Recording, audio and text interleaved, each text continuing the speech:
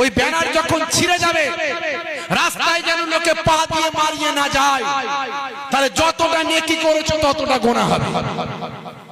যতটা নবীকে ভালোবেসেছো ততটা নবীর সঙ্গে শত্রুতা করা হবে।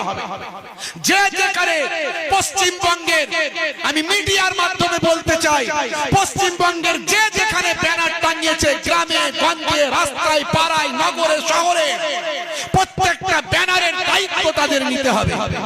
সেই কমিটিকে নিতে হবে, সেই মিলাদুন নবীর কমিটিকে নিতে হবে, সেই গ্রামবাসীকে নিতে হবে, সেই জলসা কমিটিকে নিতে হবে, যাতে করে ওই ব্যানার যেন ছিঁড়ে গিয়ে রাস্তায় গড়াগড়ি না করে। কথা, সারা পৃথিবীতে আইলা মুহাম্মদ সাল্লাল্লাহু আলাইহি সাল্লামের ধ্বনি গ্রামে গঞ্জে, পাড়ায় পাড়ায়, প্রত্যেকটা মুসলমানের রক্তের ফোঁটায় ফোঁটায় নবীর নাম লিপিবদ্ধ আছে।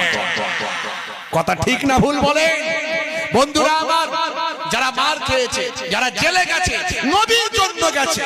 এখানে কোনো রাজনীতি নাই, কোনো চেয়ার নাই, কোনো ক্ষমতা নাই, কোনো টাকা পয়সা নাই, কোনো নিজের সম্মান নয়। নবীর জন্য যারা জেলে গেছে, আমি বলি ওরা জান্নাতের রাস্তা পরিষ্কার করেছে।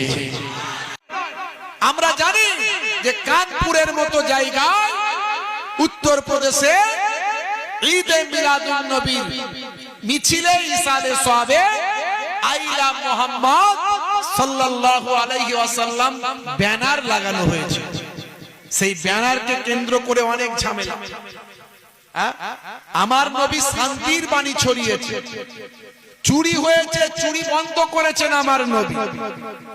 নারীদের জিন্দা কবরে দাফন করা হতো, কন্যা সন্তানের জন্ম হলে তাকে হত্যা করা হতো। আমি সেই জায়গাটা দেখে এসেছি। জায়গাটার নাম হলো মাকবারাতুশ শিবাইকা। এটা কাবা শরীফের চত্বরের বাইরে একটা ফাঁকা জায়গা। আপনারা জিজ্ঞাসা করলে সবাই বলতে পারবে না জায়গাটা ফাঁকা জায়গা। ওই জায়গাটায় জাহেলি যুগে কন্যা সন্তানের জন্ম হলে সেখানে তারা জ্যান্ত হত্যা করে দিত, দাফন করে দিত। শুধু তাই নয়, আম্মাজান সুমাইয়া রাদিয়াল্লাহু তাআলা আনহাকে জালেম, এই যে জালেম আবু জাহেল, এরা শহীদ করে ওই জায়গাতে দাফন করে দিয়েছে। সেই জায়গাটা ফাঁকা পড়ে আছে। আমার নবী এই নারীদের সম্মান দিয়েছে। আমার নবী অপরাধ মুক্ত সমাজ গঠন করেছে। আমার নবী যুদ্ধ বিগ্রহ বন্ধ করেছে। অথচ সেই নবীর ব্যানার শান্তির বার্তা দেয়। আর সেই নবীর ব্যানার টাঙানো হয়েছে বলে উত্তরপ্রদেশের মতো জায়গায় যোগীজির পুলিশ এফআইআর নিয়েছে। অন্যায়ের বিরুদ্ধে প্রতিবাদ করায় তাদের উপর আঘাত করেছে, তাদেরকে জেলে দিয়েছে, আঘাত করেছে, মারধর করেছে, এমনকি অনেকে বাড়িতে বুলডোজার পর্যন্ত চালিয়েছে। কিন্তু আমার বক্তব্য, কটা বুলডোজার চালাবে? কটা মানুষের নামে এফআইআর করবে? কজনকে জেলে দেবে? কটা ব্যানার জ্বালিয়ে পুড়িয়ে দেবে? আজকে দেখুন, উত্তরপ্রদেশে কয়েকটা ব্যানার খুলে জ্বালিয়ে দেওয়া হয়েছে, পুড়িয়ে দেওয়া হয়েছে, খুলে দেওয়া হয়েছে, মারধর করা হয়েছে।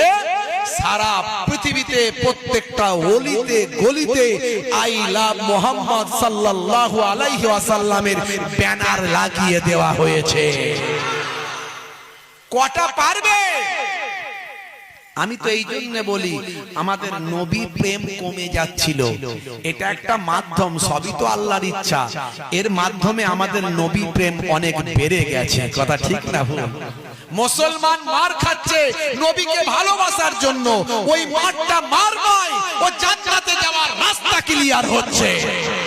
যারা জেলে গেছে আইলা মুহাম্মদ সাল্লাল্লাহু আলাইহি সাল্লাম লেখার জন্য, তারা কোনো খুন করেনি, তারা মার্ডার করেনি, তারা জেনা করেনি, তারা ব্যভিচার করেনি, তারা অন্যায় করেনি, তারা অপরাধ করেনি।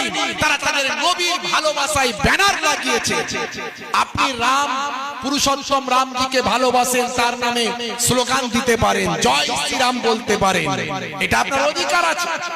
বলতে পারেন, জয় হনুমানজি বলতে পারেন, জয় গণেশজি বলতে পারেন, জয় মাতা দুর্গাজি বলতে পারেন, জয় ক্রিসমাস বলতে পারেন, জয় জিসাস বলতে পারেন, জয় মাতা টেরেসা বলতে পারেন।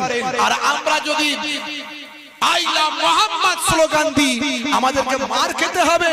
মনে রাখবেন, তোমার ক্ষমতা আছে, মারছো মারো, কিন্তু মনে রাখবেন কজনকে মারবেন। সারা পৃথিবীতে আই লাভ মোহাম্মদ সাল্লাল্লাহু আলাইহি সাল্লামের ধ্বনি গ্রামে গঞ্জে পাড়ায় পাড়ায় প্রত্যেকটা মুসলমানের রক্তের ফোঁটায় ফোঁটায় নবীর নাম লিপিবদ্ধ আছে। কথা ঠিক না ভুল বলেন? বন্ধুরা আমার, যারা মার খেয়েছে, যারা জেলে গেছে, নবীর জন্য গেছে। এখানে কোনো রাজনীতি নাই, কোনো চেয়ার নাই, কোনো ক্ষমতা নাই, কোনো টাকা পয়সা নাই, কোনো নিজের সম্মান নয়। নবীর জন্য যারা জেলে গেছে, আমি বলি ওরা জান্নাতের রাস্তা পরিষ্কার করেছে। ভাইরা আমার, তবে একটা কথা বলবো, আজকেও রাস্তায় দেখলাম অসংখ্য ব্যানার টাঙানো আছে, সব I love Mohammad, I love.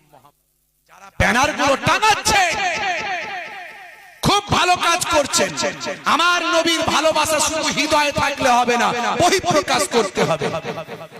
শুধু ব্যানার টাঙিয়ে শেষ করলে হবে না, নবীকে মুখে ভালোবাসি বললে হবে না, নবীর সুন্নতকে ভালোবাসতে হবে। প্রত্যেকের মুখে দাড়ি রাখা চাই, বড় দাড়ি রাখতে না পারো, নবীর সুন্নত ছোট দাড়ি রাখো, কিন্তু নবীকে ভালোবেসে রাখো। প্রত্যেকের নামাজি হওয়া চাই, শুধু নবীকে ভালোবাসি বললে হবে না, নামাজি হয়ে যাও। তবে তো নবীর জন্য জীবন দিলে সোজা জান্নাত চলে যাবে। আর একটা কথা বলবো, যারা যেখানে ব্যানার টাঙিয়েছে, ওই ব্যানার গুলোর দেখভাল করার দায়িত্ব তোমাদের। ওই ব্যানার যখন ছিঁড়ে যাবে, রাস্তায় যেন লোকে পা দিয়ে মারিয়ে না যায়, তাহলে যতটা নেকি করেছো ততটা গোনা হবে। যতটা নবীকে ভালোবেসেছো ততটা নবীর সঙ্গে শত্রুতা করা হবে। যে যেখানে পশ্চিমবঙ্গের, আমি মিডিয়ার মাধ্যমে বলতে চাই, পশ্চিমবঙ্গের যে যেখানে ব্যানার টাঙিয়েছে, গ্রামে গঞ্জে রাস্তায় পাড়ায় নগরে শহরে, প্রত্যেকটা ব্যানারের দায়িত্ব তাদের নিতে হবে। সেই কমিটিকে নিতে হবে, সেই মিলাদুন নবীর কমিটিকে নিতে হবে, সেই গ্রামবাসীকে নিতে হবে, সেই জলসা কমিটিকে নিতে হবে, যাতে করে ওই ব্যানার যেন ছিঁড়ে গিয়ে রাস্তায় গড়াগড়ি না করে। কথা ঠিক না ভুল বলে? তাহলে আমার নবীর সম্মানের থেকে অসম্মান করা হলো। কথা ঠিক না ভুল বলে? ভাইয়েরা আমার, আজকে আমাদের নবীর ভালোবাসা আমাদের মধ্যে আরো অনেক বেড়ে গেছে। এই জালেমরা যত আমার নবীকে অসম্মান করবে, তত আমাদের মধ্যে নবীর ভালোবাসা বাড়বে। কথা ঠিক না ভুল? তোমরা ভুল সিদ্ধান্ত নিয়েছো, এতে আমাদের নবীর ভালোবাসা বাড়িয়ে দিয়েছো। কথা ঠিক না ভুল?